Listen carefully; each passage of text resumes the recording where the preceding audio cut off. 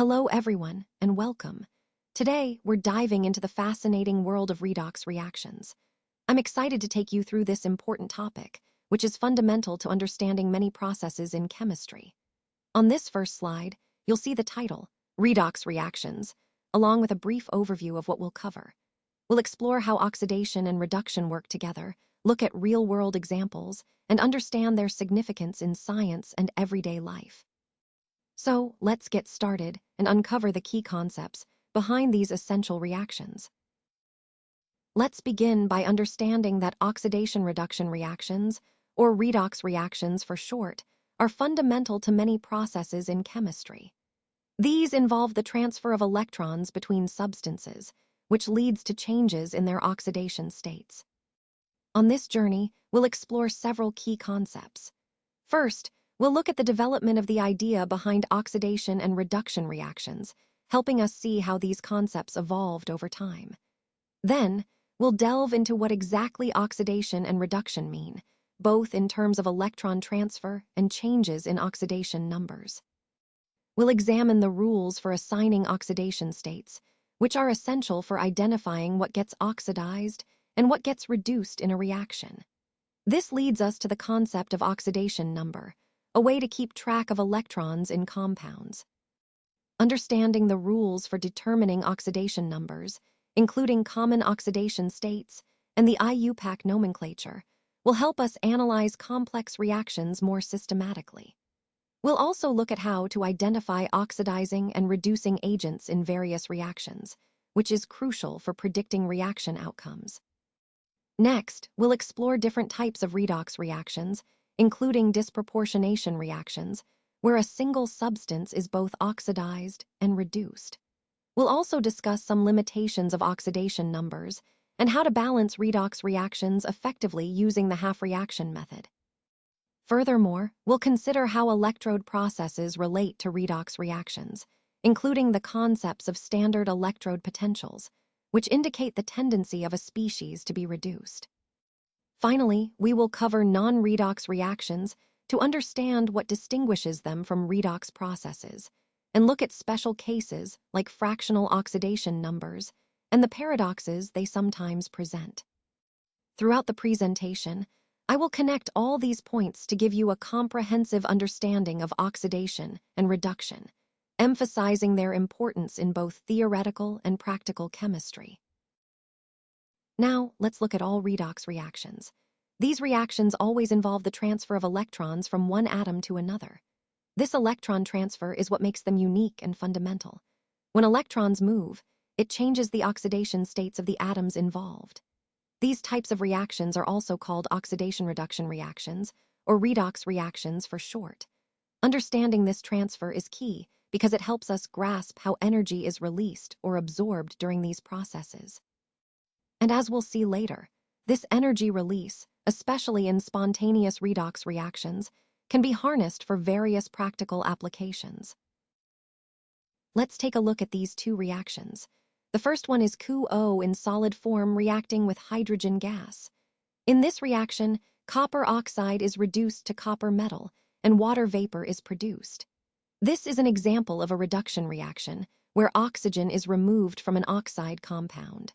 Notice how copper oxide loses oxygen and turns into copper metal.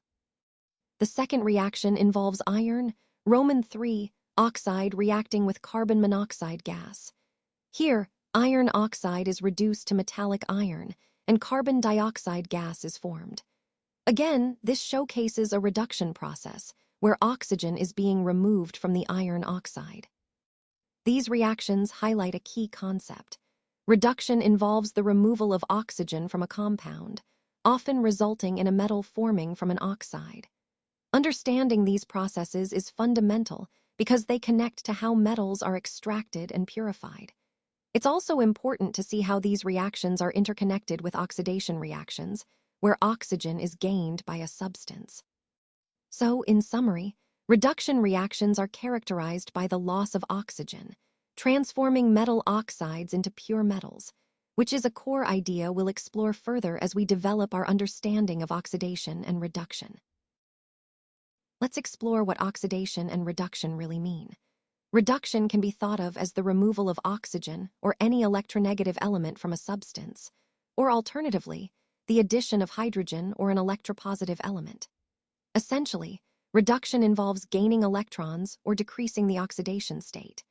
On the other hand, oxidation is about adding oxygen or an electronegative element to a substance, or removing hydrogen or an electropositive element. In simple terms, oxidation involves losing electrons or increasing the oxidation state. These processes are fundamental in understanding chemical reactions, especially in areas like metabolism, corrosion, and energy transfer. Recognizing these key concepts helps us see how substances interact and transform during chemical reactions, connecting to the broader theme of understanding chemical change at the molecular level. Let's take a closer look at what happens during oxidation and reduction. When an atom loses electrons, we say it is being oxidized. Conversely, when an atom gains electrons, it is being reduced.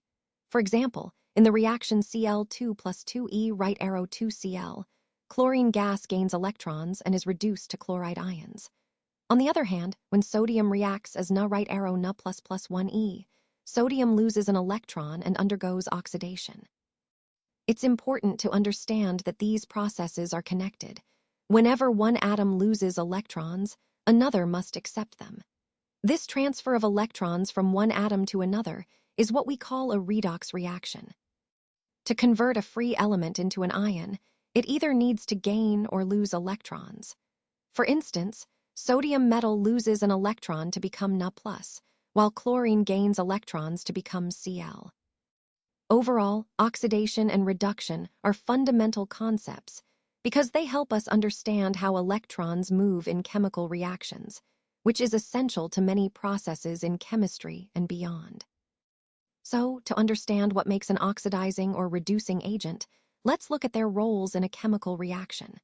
An oxidizing agent, or oxidant, is a reagent that increases the oxidation number of an element in a substance. Basically, it causes another substance to lose electrons. On the other hand, a reducing agent, or reductant, lowers the oxidation number of an element, meaning it donates electrons to another substance. Recognizing these agents helps us understand how electrons are transferred during chemical reactions, which is fundamental to the entire theme of oxidation-reduction processes. Na is the reducing agent, meaning it's the substance that donates electrons and gets oxidized in the process. Cl2 is the oxidizing agent because it accepts electrons and gets reduced.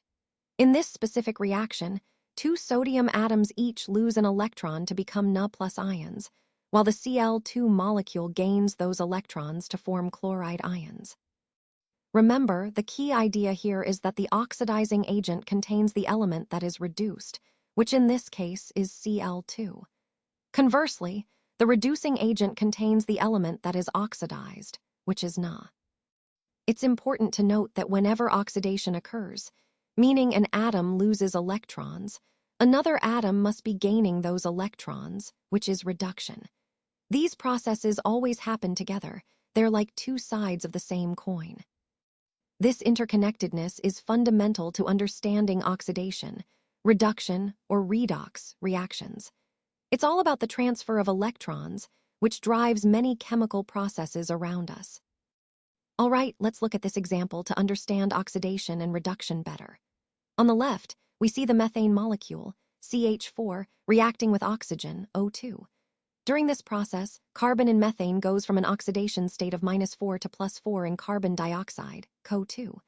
That's an increase in oxidation state, so it's oxidation. Meanwhile, oxygen molecules gain electrons, reducing from 0 to -2 in water.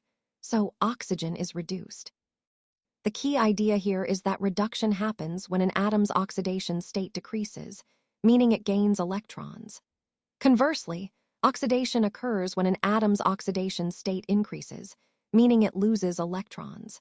Understanding these concepts helps us see how electrons are transferred in chemical reactions, which is fundamental to many processes in chemistry. This example of methane combustion illustrates how oxidation and reduction always go hand in hand, maintaining what's called the electron balance in reactions. let's talk about how the relative reactivity of metals can help us determine whether certain redox reactions are spontaneous.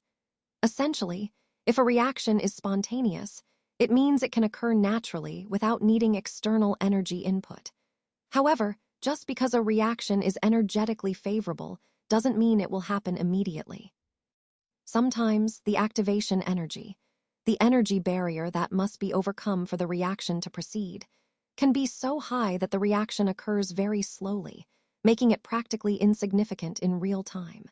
So, even if a reaction is thermodynamically favorable, it might not happen at a noticeable rate because of this high activation energy. This is an important point because it shows us that spontaneity isn't just about whether a reaction can happen, but also about how quickly it can happen under given conditions. This ties into our overall theme of understanding what drives chemical reactions and how we can predict their behavior in real-world scenarios. At this stage, we may investigate the state of equilibrium for the reaction represented by the equation. For this purpose, let us place a strip of metallic copper in a zinc sulfate solution. No visible reaction is noticed, and attempts to detect the presence of Cu2+ ions by passing H2S gas through the solution to produce black cupric sulfide, Cu(S), do not succeed. Cupric sulfide has such a low solubility that this is an extremely sensitive test, plus cannot be detected.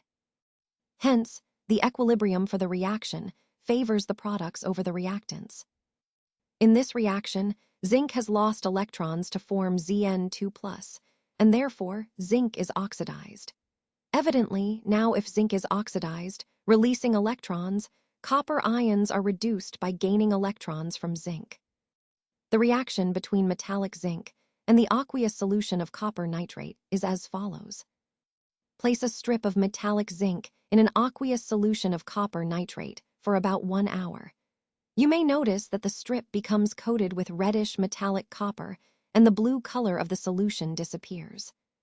The formation of Zn2+ ions among the products can easily be judged when the blue color of the solution, due to Cu2+, has disappeared. If hydrogen sulfide gas is passed through the colorless solution containing Zn2+ ions, we can see the appearance of white zinc sulfide, ZnS, especially when making the solution alkaline with ammonia.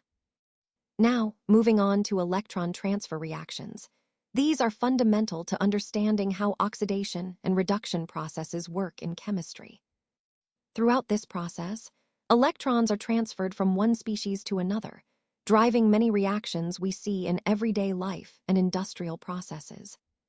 So, understanding these key points helps us see not just the reactions themselves, but the underlying electron flow that powers many chemical transformations. Let's take a closer look at some examples of reduction reactions. In these reactions, a substance gains electrons. For instance, sulfur gains 2 electrons to form S2-. Similarly, chlorine molecules gain electrons to form chloride ions, Cl-. These processes are fundamental because they show how substances are reduced by accepting electrons during chemical reactions.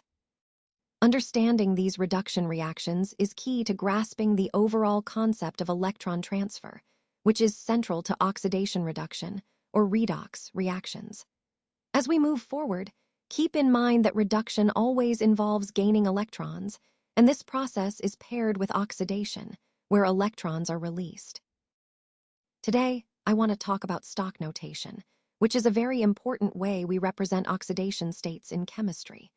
When we use stock notation, we assign Roman numerals to indicate the oxidation state of an element in a compound. This helps us clearly identify how many electrons an element has gained or lost during bonding. It's especially useful with elements that can exhibit multiple oxidation states, making our chemical formulas much clearer. For example, instead of just saying iron chloride, we specify whether it's iron, Roman 2 chloride or iron, Roman 3 chloride, which tells us a lot about the compound's properties. This notation connects directly to our overall theme of understanding chemical behavior and bonding. By mastering stock notation, we're better equipped to interpret and predict how elements interact in different chemical reactions. Let's take a look at some examples of phosphorus, chlorine, carbon, and nitrogen oxides with their oxidation numbers. For instance, phosphorus, Roman 3 oxide, which is also called P2O3, has phosphorus with an oxidation number of +3. Similarly, chlorine Roman 7 oxide, or Cl2O7, features chlorine with an oxidation number of +7. Moving on, carbon Roman 4 oxide, or Co2, has carbon at +4, while nitrogen V oxide N2O5 shows nitrogen at +5. Lastly, carbon Roman 2 oxide Co has carbon with an oxidation number of +2. Now, let's discuss how we name these binary covalent compounds following IUPAC rules. The key point is that if a compound is formed only by one element, then it has just one oxidation number, so we don't need to include a Roman numeral in its name. This rule applies whether we're dealing with ionic or covalent compounds. However, when a compound involves elements that can have more than one oxidation number, we need to specify which one it is. We do this by adding a Roman numeral in parentheses after the element's name. The Roman numeral indicates the actual oxidation number of that element in the compound. So, understanding when to include the Roman numeral is crucial for correctly naming these compounds and communicating their composition clearly. This is a fundamental part of IUPAC nomenclature that helps us precisely describe chemical substances. Basically, oxidation number, or oxidation state, tells us the charge an element would have in a compound, based on a specific set of rules. These rules are made with the idea that, in a covalent bond, the electrons are shared, but they tend to be more attracted to the more electronegative atom. So, the oxidation number helps us understand how electrons are distributed in a compound. Chemists assign an oxidation state to each element involved in a reaction. This number is really useful because it helps us track electron flow during chemical reactions. By knowing the oxidation states, we can see which atoms are losing electrons and which are gaining them, giving us a clearer picture of the reaction process. Now, for reactions that don't involve a simple metal plus a nonmetal, or that don't include oxygen gas, we need a reliable method to determine how electrons are transferred. That's where understanding oxidation states becomes especially important, because it provides a consistent way to analyze and predict what's happening during these more complex reactions. So, in essence, oxidation state is a key concept that ties together our understanding of electron movement, whether in straightforward or more complicated reactions. It's a fundamental tool that helps chemists decipher the flow of electrons and better understand chemical processes overall. Oxidation numbers are a useful system that helps us keep track of electron transfers in chemical reactions. They allow us to assign a value to each element in a compound, which makes understanding redox processes much clearer. Remember, oxidation and reduction are always connected. When one substance loses electrons, another must gain them. That's why they are called redox reactions, short for reduction-oxidation. Oxidation specifically refers to the loss of electrons, while reduction means gaining electrons. Grasping these concepts is essential because it helps us analyze how electrons move during chemical changes, which is a key theme in understanding chemical reactivity overall. Let's take a closer look at some common oxidation states that elements can have. First, for any element in its pure form like iron, Fe, oxygen molecules, O2, or sulfur rings, S8, the oxidation state is 0. They are in their elemental form and haven't gained or lost electrons overall. When it comes to oxygen in compounds, the usual oxidation state is. However, there are exceptions worth noting. In peroxides, such as hydrogen peroxide, H2O2, or sodium peroxide, NuTO2, oxygen's oxidation state drops to -1. And in compounds like F2O, oxygen actually has an oxidation state of +2 because fluorine is more electronegative. Speaking of fluorine, it's the most electronegative element, so in any compound, fluorine will almost always have an oxidation state of -1. This is a key point because it helps us quickly determine oxidation states in fluorine-containing compounds.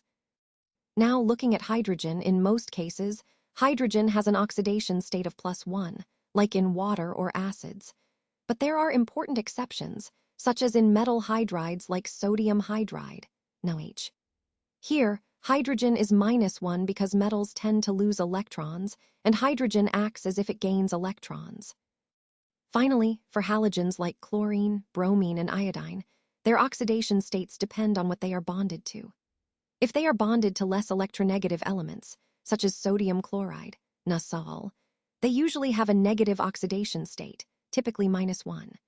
However, if they are bonded to more electronegative elements, like in chlorite or perchlorates, they can have positive oxidation states, such as +1 in Sal-A or +5 in Sal-A-3. Understanding these key points about oxidation states helps us analyze and predict the behavior of elements in chemical reactions, which ties directly into the broader theme of understanding chemical reactivity and bonding. Let's start with the first key idea. A nonmetal atom gains electrons to form a negative ion. This process is crucial because it explains how nonmetals achieve a full outer electron shell, making them more stable. In the case of water, H2O, we see that hydrogen carries a +1 charge, while oxygen has a -2 charge. This difference arises because oxygen is more electronegative, meaning it attracts electrons more strongly. As a result, the more electronegative atom becomes more negative, and the less electronegative becomes more positive. This idea of electronegativity difference causes polarization within covalent bonds. Essentially, the electrons are not shared equally. Instead, they tend to shift toward the more electronegative atom, creating a slight electric charge separation. For example, in magnesium fluoride, MgF2, magnesium forms a +2 charge, known as its oxidation number, because it loses 2 electrons.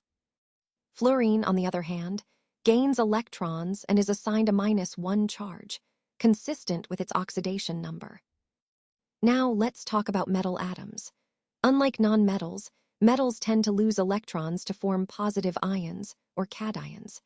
This transfer of electrons is fundamental in forming ionic bonds, where the electric charges are transferred from one atom to another. In ionic compounds, the electric charge on each atom, what we call the oxidation number, reflects how many electrons have been gained or lost.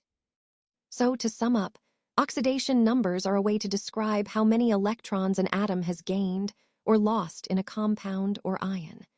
They are essential for understanding the nature of chemical bonding, especially when distinguishing between ionic and covalent bonds. This concept helps us see the bigger picture of how elements interact and bond to form different compounds. Let's look at how to determine the oxidation number of an element in a molecule or ion. First, we use the rules of oxidation numbers, specifically rule number 7 or 8. To find the value of X, these rules help us assign oxidation states systematically. Next, we write down the oxidation numbers of all the elements involved, and we put a placeholder, X, where the element's oxidation number is unknown. It's important to write the molecular or ionic formula clearly, leaving enough space between each atom to note their oxidation states. Remember, the key point here is that the oxidation number of an element in a molecule or ion can be determined by applying these rules. This method is fundamental because it allows us to analyze electron transfer, which is at the heart of oxidation-reduction reactions. So, understanding how to correctly assign these numbers is crucial for interpreting chemical behavior accurately within the broader theme of chemical reactions and energy transfer. Let's walk through the solution step by step. First, we'll look at the oxidation number of chromium in the dichromate ion, CrO 7,2-. Understanding how to find the oxidation number involves knowing the overall charge of the ion and the typical oxidation states of oxygen. Since oxygen usually has an oxidation number of -2, we can set up an equation to solve for the oxidation number of chromium. Next, we'll focus on the oxidation number of sulfur in sulfuric acid, H2SO4. This is a common example in oxidation number problems. We know that hydrogen generally has an oxidation number of +1, and oxygen is -2. Using this information, we can determine the oxidation number of sulfur by balancing the overall charge of the molecule, which is neutral. So, to summarize, We're asked to find the oxidation number of Cr in Cr2O72- and of S in H2SO4. These are classic examples that help us understand how to assign oxidation states based on the known charges and typical oxidation numbers of elements. The key takeaway here is that by knowing the overall charge of the ion or molecule and the common oxidation states of other elements involved, we can systematically calculate the oxidation number of the element in question. This process is fundamental in understanding redox reactions and electron transfer processes in chemistry. Let's talk about the rules for determining oxidation numbers. First, the algebraic sum of the oxidation numbers of all atoms in a compound must be 0. This is a fundamental principle. In polyatomic ions, however, the sum of all the oxidation numbers must equal the charge of the ion, which helps us understand how electrons are distributed. Now focusing on hydrogen, its usual oxidation state is +1. But there's an exception when hydrogen bonds with lithium or beryllium. Here, hydrogen has an oxidation state of -1. So context matters a lot. Similarly, oxygen generally has an oxidation state of -2, but with fluorides and difluorides, things change. In those cases, oxygen has oxidation states of +2 and +1, respectively. The bonding environment really influences these numbers. For ions made up of just a single atom, the oxidation number is straightforward. It's equal to the charge of that ion. For example, a sodium ion has an oxidation state of +1. Fluorine is quite consistent. It's always -1 in its compounds. Other halogens like chlorine, bromine, and iodine usually also have -1, but there are exceptions, particularly in oxonians and oxosids, where their oxidation states can vary. The assigned number for oxygen depends on how it's bonded. Usually, oxygen's oxidation state is positive in certain situations, especially in compounds like superoxides and peroxides, where it can be -1 or. Finally, in pure elements, or in their uncombined state, each atom has an oxidation number of 0. This makes sense because there's no net gain or loss of electrons there. These rules are essential for understanding how electrons are shared or transferred in chemical reactions, which ties back to the overall theme of oxidation and reduction processes. Let's take a closer look at some key elements like H2, O2, O3, N2, F2, Cl2, Br2, I2, P4, and S8. These are all examples of free elements, including molecular elements, and their oxidation number is 0. This is a fundamental concept because it helps us understand how elements behave in their pure form. When an element is in its free state, it always has an oxidation number of 0, regardless of whether it's a diatomic molecule like O2 or a more complex molecule like P4. Understanding this rule is crucial because it provides a baseline for assigning oxidation numbers in compounds. Remember, this is one of the basic rules we use to determine oxidation states. Recognizing these elements as having an oxidation number of 0 helps us keep track of how electrons are transferred during chemical reactions. So, in summary, whenever you see these elements in their natural, uncombined form, you can confidently assign an oxidation number of 0. This rule is foundational and connects directly to the overall concept of oxidation numbers, which is central to understanding redox reactions and chemical behavior. In its compounds, the oxidation number of fluorine is always -1. This is a key point to remember because fluorine is the most electronegative element, which means it always pulls electrons towards itself when forming compounds. As a result, it almost always has an oxidation number of -1, regardless of what other elements it's bonded with. This consistency helps us understand and predict the behavior of fluorine in various chemical reactions. So, whenever you see fluorine in a compound, you can confidently assign it an oxidation number of -1, which ties into the larger theme of oxidation states and electron transfer in chemistry. Let's talk about the oxidation number of hydrogen in different compounds. In hydride compounds, such as lithium hydride, sodium hydride, or magnesium hydride, hydrogen actually has an oxidation number of -1. That's because in these compounds, hydrogen is acting more like a metal, donating electrons to the metal atoms. However, in most other compounds like water, ammonia, hydrogen sulfide, hydrochloric acid, nitric acid, or sulfuric acid, hydrogen has an oxidation number of +1. In these cases, hydrogen is typically bonded to more electronegative elements like oxygen, nitrogen, or sulfur, and it effectively loses electrons, which is why its oxidation number is positive.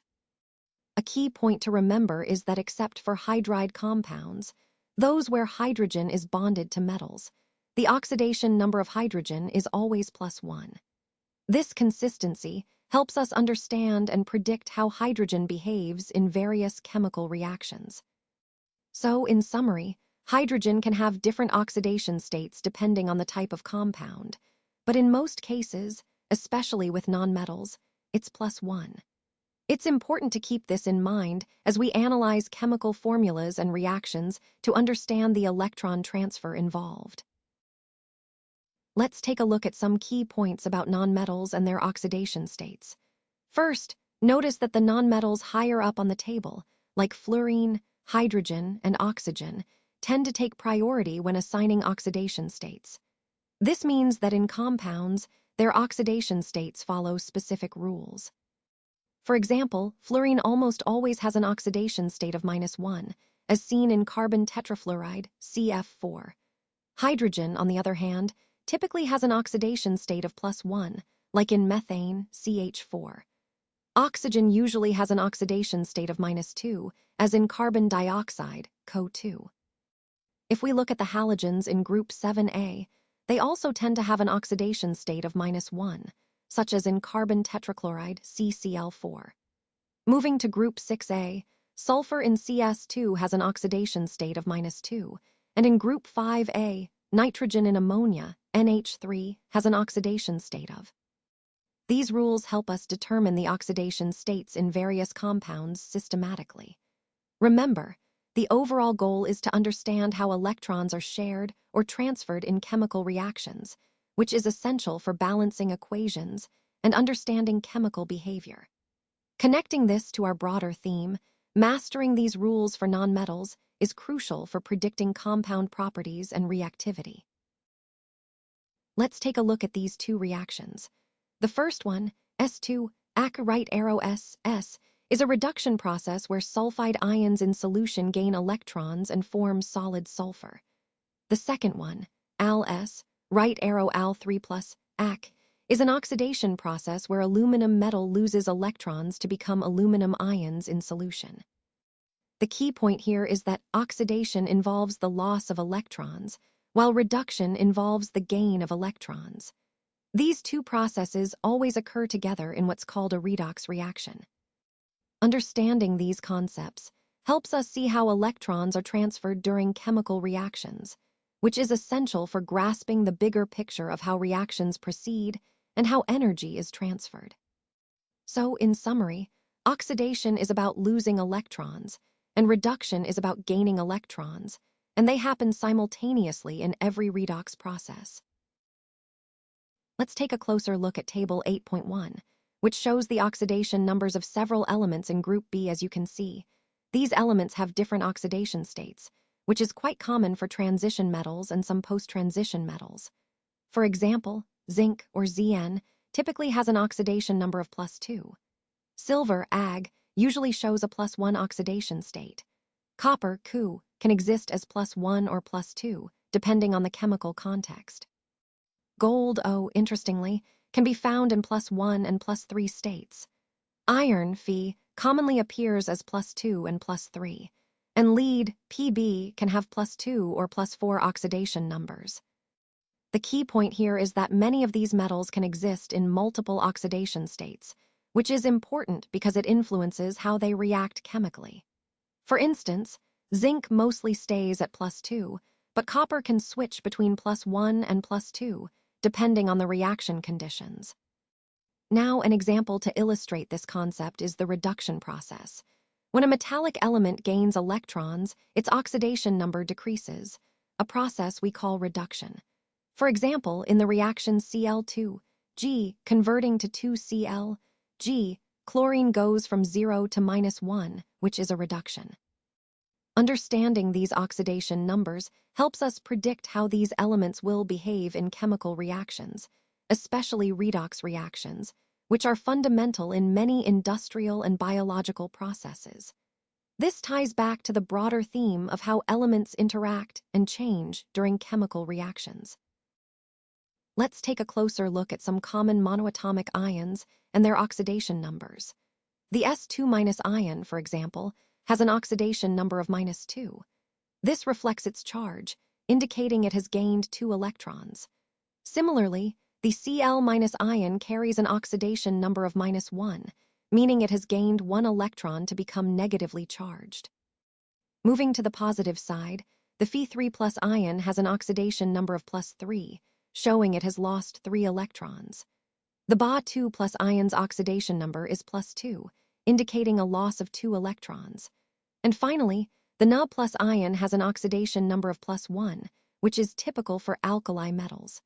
The key point here is that the oxidation number of a monoatomic ion is equal to its charge.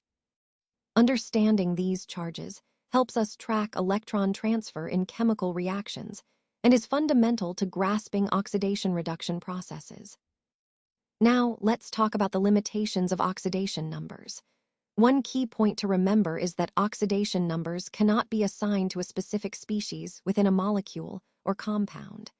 This means that while they help us understand electron transfer, they don't always pinpoint exactly where those electrons are located in a particular part of the structure. Another important limitation is related to how we visualize the oxidation process itself. It's often described as a decrease in electron density around an atom when it's oxidized, and an increase in electron density during reduction. While this gives us a helpful picture, it's more of a conceptual tool rather than a precise measurement. So, in essence, oxidation numbers are useful for tracking electron flow, but they have their drawbacks. They can't give us a detailed picture of electron distribution within a molecule, and they simplify what is actually a more complex process. This underscores the importance of combining oxidation number concepts with other methods for a complete understanding of chemical reactions. Let's take a closer look at some examples of fractional oxidation states. For instance, in Na2S4O6, sodium has an oxidation state of 2.5. This might seem unusual at first, but it reflects an average when multiple sodium atoms are involved. Similarly, in Br3O8, bromine has an oxidation state of 16.3, or approximately 5.33, even though individual bromine atoms can have oxidation states of +4 and +6. Now, the thiosulfate ion is a good example of multiple oxidation states within a single molecule. It exhibits oxidation states of +5 and 0, so the average or fractional oxidation state becomes 2.5. This helps us understand the overall electron distribution in the structure. In another example, C3O2, carbon has an oxidation state of 4.3, or about 1.33. These fractional values are useful because they represent the average oxidation state of several identical atoms in a molecule. The key point here is that fractional oxidation states are often used to describe the average oxidation state of a group of atoms of the same element within a compound. This can seem paradoxical at first, but it's a practical way to represent complex bonding situations and electron distributions in molecules. It helps us better understand the overall oxidation behavior of compounds, especially when multiple oxidation states are involved. Now let's talk about what happens during reduction. When a substance gains electrons, its oxidation number decreases. This is a key feature of reduction. Conversely, during oxidation, a substance loses electrons and its oxidation number increases. These changes in oxidation numbers are what set redox reactions apart from other types of chemical reactions. It's important to note that if a reaction doesn't involve any change in oxidation number, meaning no electrons are gained or lost, then we're dealing with a non-redox reaction. Redox reactions are special because they always involve a transfer of electrons, moving from the substance being oxidized to the one being reduced. This electron transfer is fundamental to how redox reactions work, and because oxidation and reduction always happen together, we often refer to these as oxidation-reduction reactions or simply redox reactions. They are central to many processes, from biological systems to industrial applications, making understanding their characteristics crucial to our overall grasp of chemical behavior. Let's take a closer look at this reaction involving copper oxide and hydrogen gas. The key point here is the change in oxidation state of copper. In CuO, copper has an oxidation state of +2, and in the elemental copper that forms, it drops to 0. This reduction process is a classic example of a redox reaction. When CuO reacts with hydrogen gas, H2, the copper ions gain electrons and are reduced to metallic copper, while hydrogen loses electrons and is oxidized to water vapor. This transfer of electrons between species is what makes it a redox process. It's important to see how the oxidation states shift, from +2 in CuO down to 0 in Cu, illustrating the fundamental concept of oxidation state changes in redox reactions. And remember, this kind of reaction is a great example of how oxidation and reduction always occur together. It's a paired process. Connecting this to our overall theme, understanding redox reactions helps us grasp many chemical processes, from corrosion to energy production. Let's look at this redox reaction involving sulfur and potassium chlorate. First, notice that KClO3 is acting as the oxidizing agent because it causes another substance to lose electrons. Specifically, sulfur undergoes oxidation, meaning it loses electrons and becomes more positive in its oxidation state. This makes sulfur the reducing agent. In this reaction, sulfur starts with an oxidation state of 0 in elemental form and is oxidized to SO2, where its oxidation state is +4. The total increase in oxidation number during this process is +12, which is an important detail because it helps us understand how many electrons are transferred. The balanced chemical equation here is 3s plus 2KClO3s, producing 3SO2G and 2KClS. When analyzing such reactions, one key step is to identify which elements' atoms are changing their oxidation numbers. In this case, sulfur atoms are the ones undergoing change, shifting from 0 to +4. So, to answer the main questions, the reactant acting as the oxidant is KClO3 because it is reduced, and the reactant acting as the reductant is sulfur because it is oxidized. By understanding these roles and the changes in oxidation numbers, we can better grasp the electron transfer process involved in redox reactions. Now, let's take a closer look at some specific types of redox reactions. First, we have displacement reactions, where a more reactive element displaces a less reactive one from its compound. For example, zinc can displace copper in a solution of copper sulfate. Next, there's disproportionation reactions, which are quite interesting because a single element undergoes both oxidation and reduction simultaneously. Think of how chlorine can react with itself, ending up in both higher and lower oxidation states. Moving on, we have decomposition reactions, where a compound breaks down into simpler substances, often involving redox processes. For instance, the decomposition of hydrogen peroxide into water and oxygen involves oxidation and reduction steps. Then there are double displacement reactions, typically seen in aqueous solutions, where ions swap partners. Though not all are redox, some involve electron transfer. Lastly, we have combination reactions, where two or more substances combine to form a new compound, often involving a reduction and oxidation process together. Overall, these 5 types, displacement, disproportionation, decomposition, double displacement, and combination, cover the main ways redox reactions manifest in chemistry. Recognizing these helps us understand how electrons move and how different substances interact during chemical reactions. Let's take a closer look at some non-redox reactions involving copper. On this slide, we see the tetramine copper, Roman II complex, which appears as a deep blue solution. This highlights how copper can form complex ions with ligands, in this case, ammonia molecules. Now, the key point here is that, in these reactions, the oxidation states of the elements stay the same. For example, copper remains in the +2 oxidation state throughout these processes. The slide also mentions different types of reactions: precipitation, complex formation, and neutralization. These are all non-redox because they don't involve changes in oxidation numbers. Understanding these distinctions is crucial because it helps us recognize the different ways copper can participate in reactions without altering its oxidation state. This knowledge ties back to our overall theme of how copper's chemistry is versatile and dependent on the type of reaction it undergoes. These are a special type of reactions where an element in one oxidation state is simultaneously oxidized and reduced.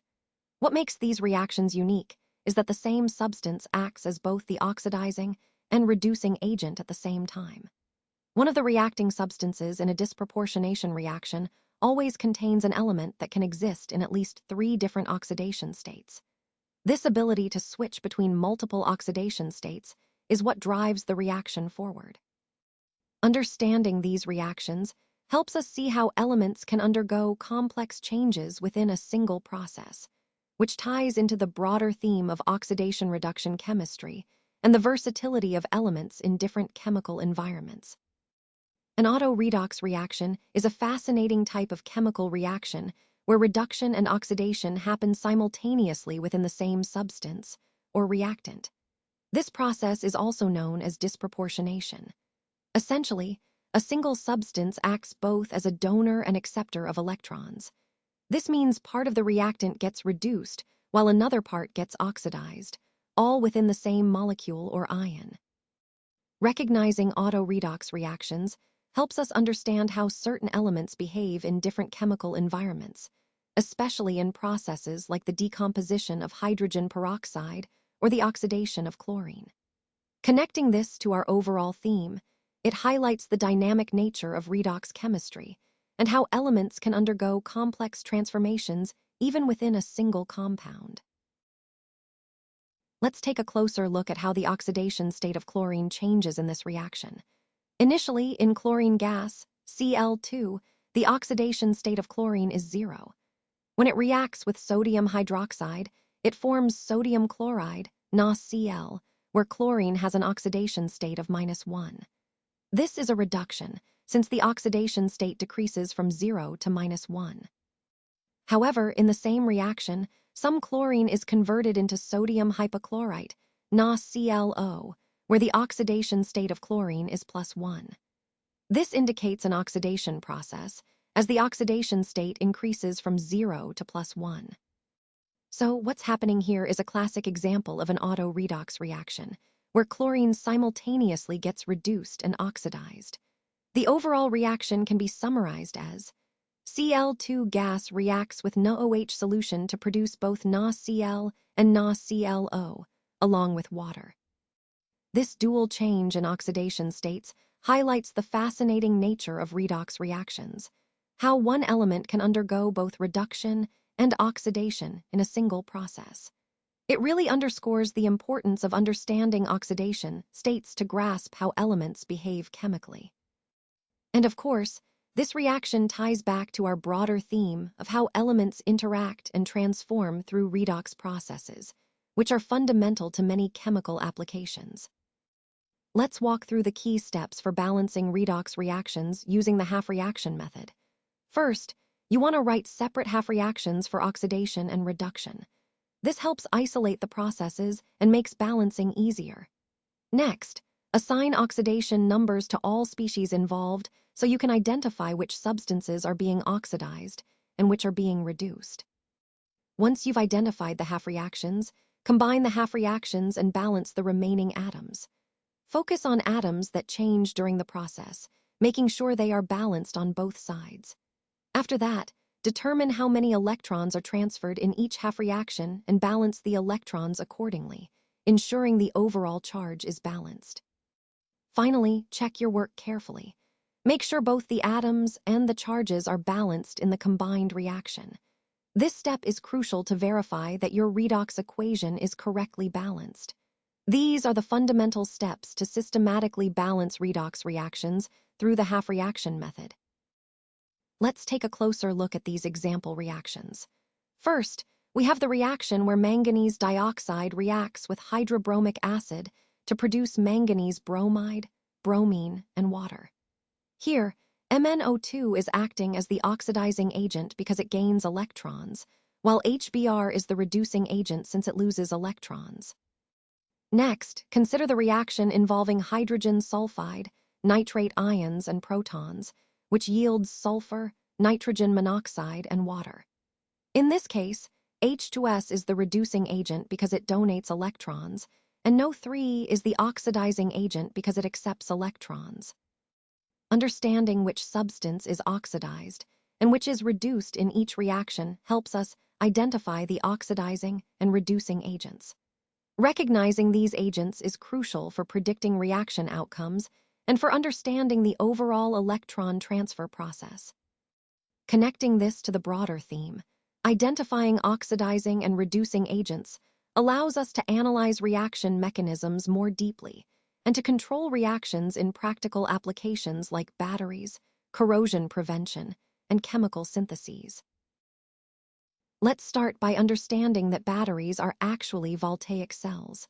These are devices that convert chemical energy directly into electrical energy. This process takes place within an electrochemical cell, where chemical reactions are harnessed to produce electric current. Now, not all redox reactions happen spontaneously. Some require an input of energy to proceed. These are called non-spontaneous redox reactions, and we can make them occur using an electrolytic cell, where we add electrical energy to drive the reaction forward. On the other hand, spontaneous redox reactions occur naturally and can generate electricity. These happen in what we call voltaic cells, also known as galvanic cells. They're the foundation of how batteries work in everyday life. Finally, overarching all of this is the field of electrochemistry. It's the study of redox reactions that either produce or require an electric current.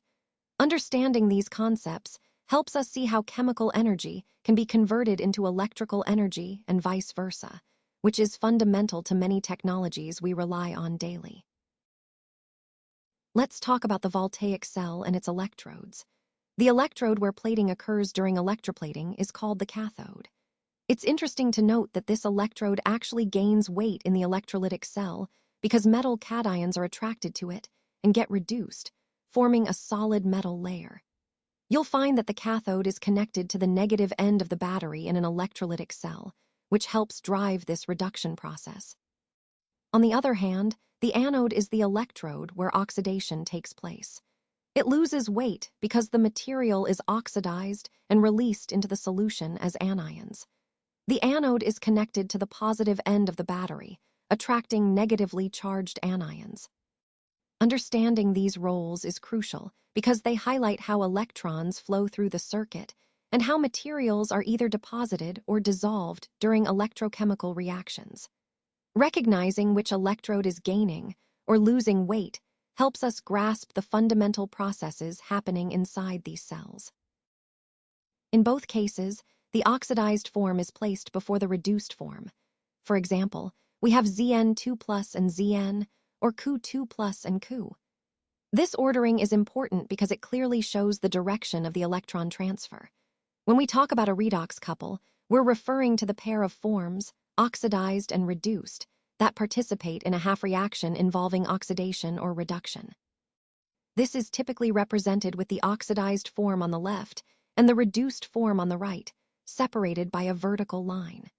This line often indicates the interface between different phases, such as a solid metal and its ion in solution. Recognizing these couples helps us understand how electrons move during electrochemical processes. So the key takeaway here is that the way we write these couples visually indicates the flow of electrons, which is fundamental to understanding redox reactions and electrode behavior in electrochemistry. This setup provides an electric contact between the two solutions without letting them mix directly. The zinc and copper rods are connected by a metallic wire, which includes a provision for an ammeter and a switch to control the flow of current. This entire setup is known as a Daniell cell. When the switch is in the off position, no reaction occurs in either of the beakers, and no current flows through the wire. Now imagine placing the beaker with copper sulfate solution and the beaker with zinc sulfate solution side by side. To complete the circuit, we connect these solutions using a salt bridge. The salt bridge is typically a U-tube filled with a solution of potassium chloride or ammonium nitrate, often solidified with agar-agar to form a jelly-like substance after cooling. This salt bridge plays a crucial role by allowing ions to move between the solutions, maintaining electrical neutrality, while preventing the solutions from mixing directly. This entire setup is what we call Daniell's cell, a classic example of a galvanic cell used to generate electricity through chemical reactions. Now, let's look at how electricity flows between the two beakers. The electric current originates from the movement of ions through the salt bridge, which connects the solutions in the two beakers. This migration of ions allows the charge to be transferred, completing the circuit. But remember, for this flow of current to happen, there must be a potential difference between the two electrodes. Here, the copper and zinc rods. This potential difference is essential because it drives the movement of electrons and ions. Speaking of electrons, it's important to note that they don't move directly from zinc to copper ions. Instead, the electrons transfer through the metallic wire that connects the two electrodes. You can see this represented by the arrow indicating the flow of current along the wire. This setup ensures that electrons travel from the zinc, where oxidation occurs, to the copper, where reduction happens. And once we switch on the circuit, several key observations occur. These observations confirm that the electrochemical reactions are taking place as expected. This process exemplifies how a chemical reaction can be harnessed to produce electrical energy, which is the core principle behind galvanic cells and batteries. So, understanding these flow mechanisms is fundamental to grasping how electrochemical cells generate power. When we see a positive E value, it indicates that the redox couple is a weaker reducing agent compared to the H plus H2 couple. Conversely, a negative E means that the redox couple is actually a stronger reducing agent than hydrogen ions. Now, let's consider the conditions under which we measure these potentials. If the concentrations of all species involved in the electrode reaction are at unity, that is, each gas is at 1 atmosphere, and the temperature is 298 Kelvin, then we call this the standard electrode potential.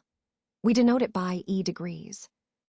It's important to understand that the potential associated with each electrode is known as the electrode potential. This concept helps us compare different redox systems under standardized conditions. Essentially, the standard electrode potential gives us a baseline or reference point, allowing us to predict how different redox couples will behave relative to hydrogen. This forms a fundamental part of understanding electrochemical cells and their voltages within the broader context of electrochemistry. Now let's take a look at the key differences between the types of electrochemical cells. In a voltaic or galvanic cell, the reaction is spontaneous, which means it occurs naturally and produces electrical energy. This is indicated by a negative delta, G. The cell has two electrodes, an anode and a cathode, and the electrons flow from the anode to the cathode, generating a current we can harness. On the other hand, in an electrolytic cell, the reaction is non-spontaneous, so it requires an external electrical energy source to drive it, which is why delta G is greater than 0. Similar to the voltaic cell, it also contains two electrodes immersed in an aqueous electrolyte solution. The key difference here is that we're forcing the reaction to happen using electricity, rather than it happening spontaneously. Understanding these distinctions helps us see how different electrochemical cells are used for various applications, from generating power to driving chemical reactions that wouldn't happen on their own. Now, let's take a closer look at Daniell's cell setup. As you can see here, the setup is quite essential for understanding how his environment influences his behavior and responses. We've arranged the equipment in a way that maximizes efficiency and safety, while also allowing for precise control and observation. The key points to note are the placement of the electrodes, the control panel, and the overall organization of the workspace. These elements are designed to ensure that Daniel's experiments run smoothly and accurately. Connecting this to our overall theme, a well-structured setup like this is crucial for obtaining reliable data and drawing meaningful conclusions. It also highlights the importance of meticulous preparation in scientific research.